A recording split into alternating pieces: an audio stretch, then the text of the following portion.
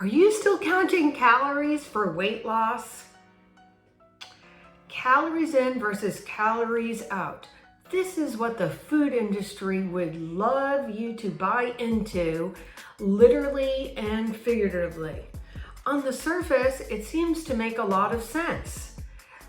If I eat 3,000 calories at a big Thanksgiving feast and then go on a marathon run at midnight burning 3,000 calories, then I'll be even. If only it were that simple.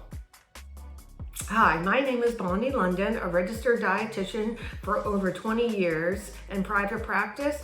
And in this video today, I am going to explain to you why counting calories may not be your best strategy for successful weight loss.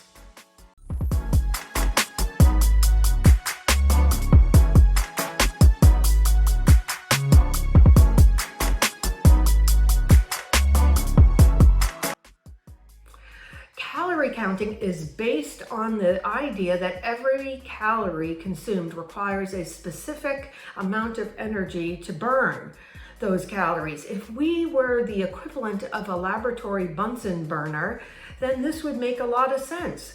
However, we are a very complex organism, and it is our hormones rather than calories in and of themselves that determine whether or not we store or burn calories.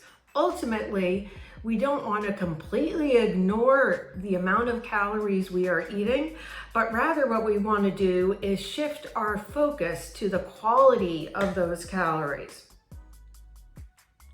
Let us think about this logically. How does your body process or metabolize, let's say, 250 calories worth of ice cream versus about 250 calories of some steamed broccoli? Certainly, you're not going to need a nutritional biochemistry class to understand that the consequences, once these get into your body, are very, very unique. So counting calories exclusively ignores one of the main drivers of weight management, which is insulin, the energy and fat storage hormone. Again, we don't want to totally ignore calories, but focusing on where they come from. In fact, in my private practice, I purposely tell my clients, you are not counting calories, but instead I want you to focus on what you should be eating to make a part of a balanced meal. And then also be thinking about your appetite and cravings.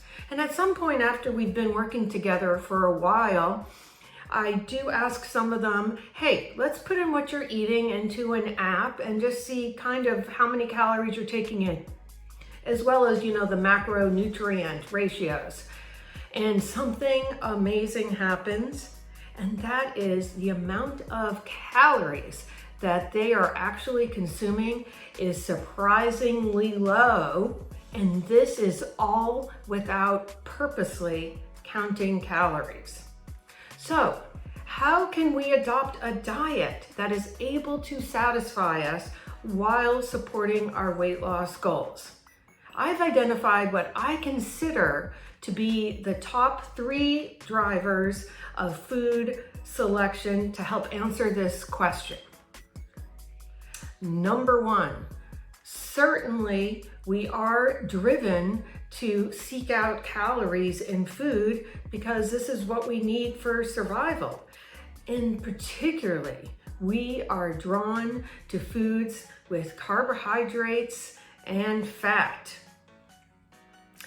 Think about, bread and butter, pasta, bagels, pizza, things like that.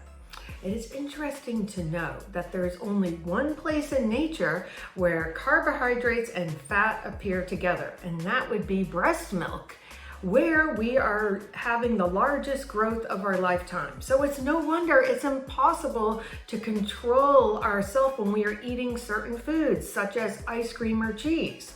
Because while our brains are still wired to prevent us from starving, we are surrounded by this constant buffet of food.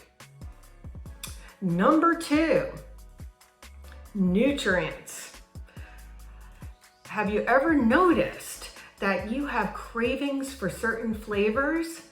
Well, it appears that these flavors are actually connected to certain nutrients that your body might be requiring. So, for example, I don't know about you, but I definitely am a chocoholic at times, and apparently it does have quite a bit of magnesium. So maybe that's the reason for that.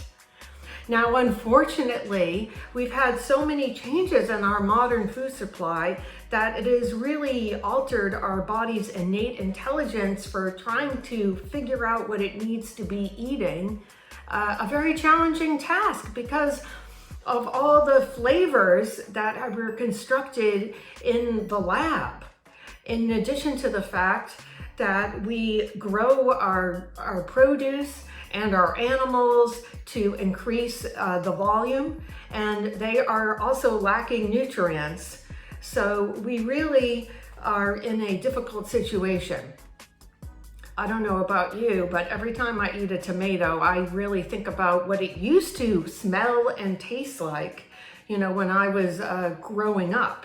So you understand what I am talking about the flavors and the nutrients and how things have really gotten switched around here a little bit and making things difficult.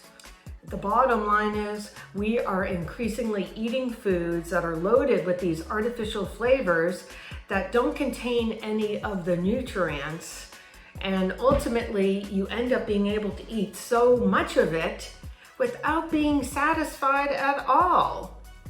Think about the Dorito. You can eat 1,000 calories and your body still says, okay, that was 1,000 calories, but where are the nutrients? I am hungry.